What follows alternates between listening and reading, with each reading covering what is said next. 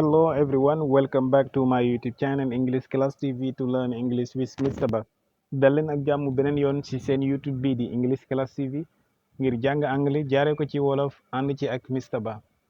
vidéo bi nag wala leçon bi aussi dañ koy def leeral moo yi nga xam ne mooy yi gën a jafe yu ñuy mën a jëfandikoo pour mën a dégg xam lan mooy verbe boo ñu ci paree nag di nga gis beneen bi nga xam ne moom la ñu def ci wàllu verbe incha allah. lan moo tax ñu tànn ko def ko vidéo boppam wala def ko leçon boppam mooy dafa nekk moo yoo xamante ni moom moo composé wala moom moo wër wala moom moo entouré li nga xam ne mooy baatu verbe mooy yëpp boo déggee ñu wax ko dañ ci dolli verbe muy lan modal verbs wala ordinary verbs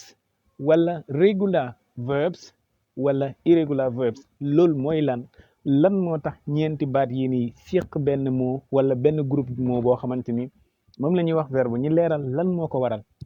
baat yi ndax ñoom seeni bopp dañ leen di jëfandikoo wala ay melo la wala lépp moom la ñuy leeral nii bi ñuy njëkkee mooy li ñuy wax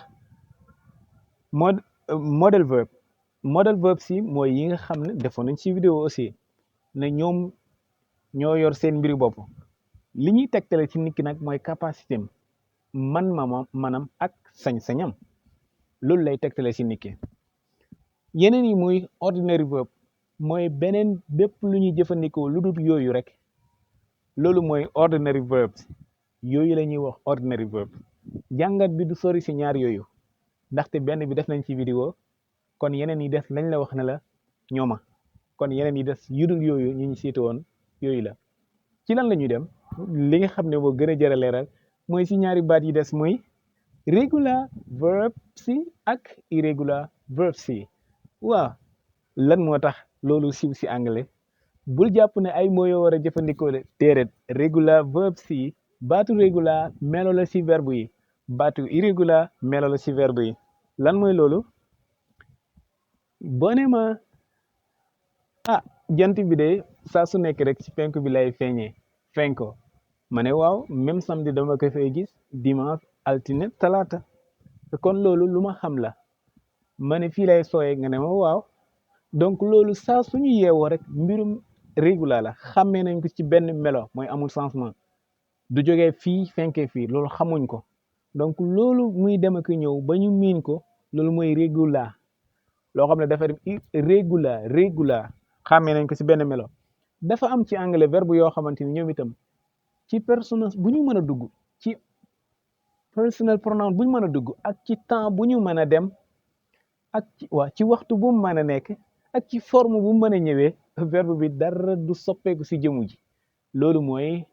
regular verbe boo xam ne niñ ko gisee woon démb gisee ko tey noonu lañ ko gisee suba ci présent bi ak ci passé bi ak ci futur bi loolu mooy li nga xam ne mooy regular verbe kon baatu regular bi loolu rek lay tegtale maanaam verbe bi amul soppeeku moom xam nañ ko ci benn melo bu ci dara dolleeku dara du ci wàññiku wala jëmm ji du tas beneen bi mooy irrégular bu ñu waxee irrégular mooy contraire lool bu ma ne lii dañ ko xàmmee ci benn melo loolu mooy régular kon da nga naan lu bari melo mooy irrégular loo xam ne da nga naan taw bi de moom kenn xamul ay mbiram tey mu xiinee côté bi suba mu xiinee côté bi gannaaw suba mu xiinee côté bi te nekkul ne dañoo am waxtu boo xam ne comme niñ ko amee ci jant bi ne waxtu bi bu jotee wala bu ko jegee rek la jant bi di génn waxtu bi bu jotee wala bu ko jegee la jant bi di so taw bi moom amul temps boo xam ne dañu naan bu jotee rek lay taw loolu dafa nekk irrégular day ñëw ak a dem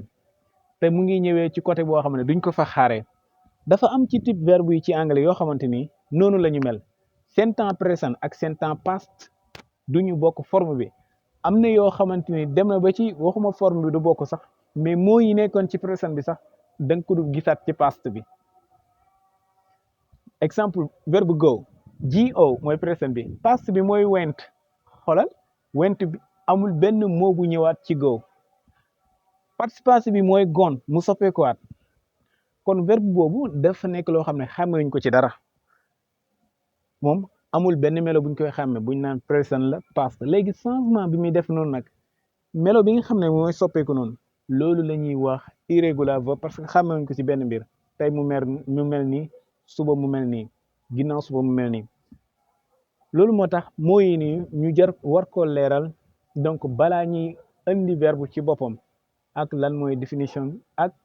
yan ñooy exemple yi ñu ciy joxe incha allah mais vidéo bi bu paree rek boobu moo ci topp ok kon modèle leeral nañu ko ordinary mooy leneen lu des lu dul modèle mu amoon beneen jàngat bu des mooy boo boolee modèle yi ak ordinary yi boo ko xaajee maanaam boo boolee modèle yi ak ordinary verbe bi si ngay doog boo leen dajalee si ngay doog a mën a génnee regular verbe bi ak irregular verbe bi lu xaw compliqué la lay wax nii verbe yi bu ñu leen dajalee da nga naan yenn yii ñooy modèle yi yii ñooy ordinary verbe bi mais boo bëgg a génnee yan ñooy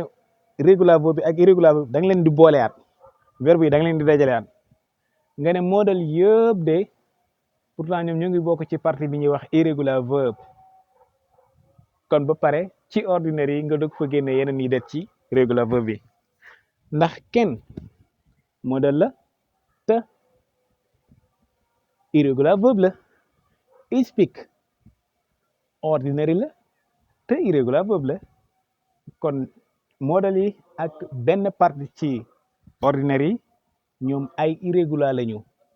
ci biir ordinaire yi nag fa la ñuy génne régulier yi mooy yi nga xam ne seen présent bi ak seen past ak seen future bi wala seen temps yi nga xam ne leen li nga xamee amul benn changement pour baat yi bañ la sonal ci nga bañ ko boo koy dégg lu bari nga jàpp ne moom moo lu ñuy jëfandikoo la ci biir anglais déedéet amul ci ay melo la bu ñu boolee verbe yi ay melo la seeni melo noonu la mel mais bu ñu paree nag dinañ jéem a def noo xam ne ci ngay gën a comprendre nan la ñuy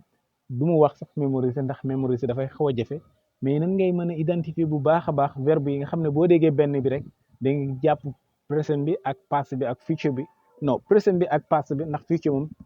verbe du ci am benn changement maanaam présent ak past bi ak participe bi pour nga mën koo comprendre bu baax a baax jëfek moo yi ñuy jëfandikoo ngir mën a leeral benn mot moo tax ma def vidéo bi comme nii kese mu nekk bari lan moo tax des fois da ngay bëgg leeral benn mbir mais moo yi ngay jëfandikoo ñoom ñoo gën a jëfe sax bi nga bëgg a leeral loolu tax English grammar bi du may nangu surtout ci temps yi ñu doon def temps bi ñu comme ñu ne present is nangam is nangam dégg nga te loolu ñu ngi koy wax ci anglais day tax kiy jàng day mujjee fàtte lan la waroon a comprendre present léegi concentré wu ci mots yi nga xam ne nag moom ngay wax loolu moo tax ma koy def nii donc bu ma jëlee moo xamee ne mots yi moo ñuy xaw a pénaliser ci compréhension bi ma fexe def ko vidéo pour nga comprendre ko ba pare xam ne amul benn problème ñu doog a indi nag lan moo tax mots yooyu ñu koy jëfandikoo thank you bye bye